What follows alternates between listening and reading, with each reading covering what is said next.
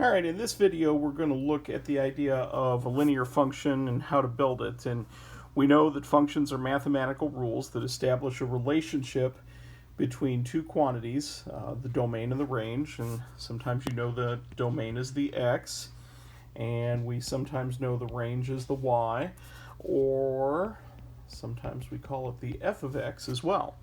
So I want you to think of the domain as your input and the range as your output. So it's sort of like a little machine where you dump an x into this machine and then it bubbles and churns and makes some strange noises, and then next thing you know, out comes a y that gets paired off with that x. So it's sort of like we have an x, we put it in a machine, it becomes a y, and then that can create an ordered pair, x comma y. And if there's a function that we well know, sometimes those functions create different graphs such as lines, parabolas, etc. Okay, so the thing that we know the most of is function notation. So that means when you see f of x, you read it as f of x, as previously stated, and then the rule that follows is typically in terms of x. So f of x being 2x minus 1 means you double the value of x and then subtract 1. Okay, so if I said that f of x was 3x minus 5 and wanted you to do f of 2, well, you just simply dump in the 2. So 3 times 2 minus 5, you're going to get a final answer of 1. Okay, now if g of x were negative 4x plus 5, and that's down here at the bottom of the page right now, or bottom of your screen, then we can evaluate this at 3, 0, and also at another value, q. So g of 3 is going to be negative 4 times 3 plus 5. That works out to be negative 7. G of 0 would be super easy to do because it's just going to be 5. The negative 4x term drops out. Now, if I have another variable here and I wanted you to do g of the variable q, the best we can do is leave our answer in terms of the other variable. There's really not much else we know how to do here, mostly because we don't know what q is valued at. Alright, so now when we look at these different functions here, we can come up with maybe some examples of what a function might look like. Whoopsies, let's get this set here so I can use this. Alright, we've got a rental car company, and this company charges $25 to rent a car for 1 day plus 30 cents per mile. And how much would it cost for Jane to drive to Fort Dodge and back, a distance of 80 miles one way? Okay, well, if it's 80 miles one way, then we know that she traveled 160 miles, and the cost of the rental can quickly be found by taking 160 miles times that 30 cents and then adding $25 onto it, because you know that you're going to pay that $25 no matter what. So 160 times 0.30 is 48, and then you add on 25. It's going to cost Jane $73 to rent this car and go to and from Fort Dodge, which is 80 miles away. Okay. Now, can you come up with a function that allows anyone to approximate the rental cost for this deal? And the answer is yes. The only thing we don't know that may vary is the number of miles driven. So if you rent this car and just go across town, then obviously it's probably not going to cost you as much as if you were to rent this car and maybe make a day trip to Fort Dodge or Omaha or somewhere else. Okay, so what we can say here is that this particular function, f of x, is probably going to be 0.30 times x. Now, why am I saying 0.30 times x? Because if the miles vary, then a variable is probably the right thing to use. And then I have plus 25 here. Okay, so this is what we call an example of a cost function. So in business applications, a cost function will help us describe how much it costs a business to produce a product. And a cost function breaks down like this. We have marginal cost and fixed cost put together that make a cost function. Okay, so what's the difference between these items here to kind of clarify what that is? All right, a difference is this. A marginal cost is the cost per item. Okay, now marginal cost is one of those things that it's like raw materials and maybe you have to pay something specific like a royalty fee if you're manufacturing something and it's got a copyright on it. It's kind of an interesting way of putting it is it's like the amount of money that you're going to spend making the item by itself. Now, the fixed cost, on the other hand, that's something completely different. A fixed cost is a cost of your business. Okay, now what do I mean by that? A cost of your business might be the power bill, the water bill, paying an employee.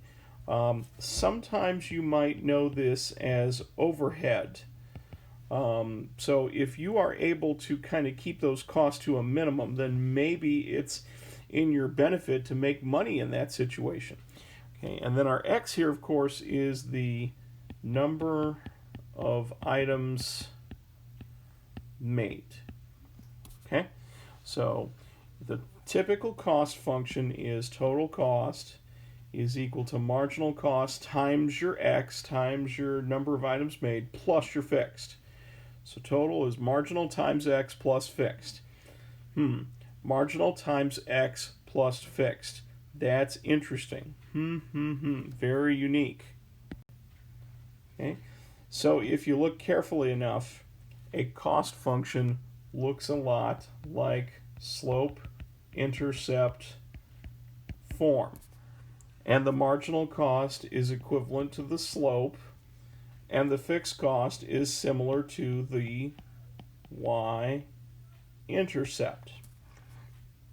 Okay, so from some information, we could find the marginal and fixed cost. I'm going to run through a couple of examples here for you here. If it costs a restaurant $20 to make 100 cups of coffee and $35 to make, let's scratch that, 200 cups of coffee, can you come up with a cost function? Okay, well, let's think about this here for a moment. If cost functions are kind of like slope-intercept form, that's the equation of a line. So it's sort of like we need our slope and maybe a y-intercept. Now, I don't think I have that information from the problem here. It doesn't explicitly tell me what the marginal cost is. So I think I'm going to have to work on what that marginal cost might be by finding a slope. Now, think about this. Remember, the X is your number of items. So I think in this particular example, the X is going to be your cups of coffee, and the Y is always going to be your cost in these problems. So I have two ordered pairs. I have for 100 cups of coffee, it's going to cost me $20. And for 200 cups of coffee, it's going to cost me $35. So now what I can do is I can use that information to find a slope. Okay, so my M is going to be y2 minus y1 over x2 minus x1. So this is 15 over 100, or 0.15 if we do a decimal. And it's probably okay to do a decimal here. I don't think you have to worry too much about fractions. So there's the slope, but I still need the y-intercept. Okay, so to get the y-intercept, what I guess I need to do is use this information right here and use one of my points. And that's precisely what I'm going to do. I'm going to start with y is equal to mx plus b, and I'm going to put stuff in and solve for b. So 20 is equal to 100 times 0.15 plus b. I guess I have those in reverse order here. Let me kind of specify the order just to make it a little bit easier for everybody to grasp here. The m is the marginal cost, so that is my 0.15. That was my slope. And the x is the number of cups of coffee here, so that's 100 cups of coffee. And again, I don't know what the b is. but I'm pretty sure that once we multiply and subtract, we get a b of 5. All right, so what does that mean? That means that in this restaurant, it cost me 15 cents to make a cup of coffee, and if I even so much as turn on the coffee maker, it's going to cost me $5. Okay? So, no, even if I make no cups of coffee, I'm still going to spend $5. Okay? So my cost function is going to look a little like this. And I probably shouldn't use y, even though I'm sorely tempted to do so. I should probably write c of x for cost function of x, and it's 0.15x plus 5. Okay, so now that I know that information, I can use that to help me find a cost function at any point in time. Let's do one more example here, and then we'll hit the pause button and we'll come back and talk about this in class session. Another example says it costs a company $250 to produce 30 widgets and its fixed costs are 70. Okay, well, let's think about this here. Maybe I don't have the marginal cost. Okay, I don't have the marginal cost. Now, why do I know this? Well, because I have the total cost for a certain number of widgets. So that's like saying 30 widgets cost me $250. And the fixed costs are 70. That's my B. Okay, so if that's the case, then I can plug this in and solve for the M. Kind of a strange problem here to find the fixed costs. Find the marginal costs, rather. Okay, so 250 is the total. And then I don't know what the M is, but there's 30 widgets there, plus 70 for the fixed.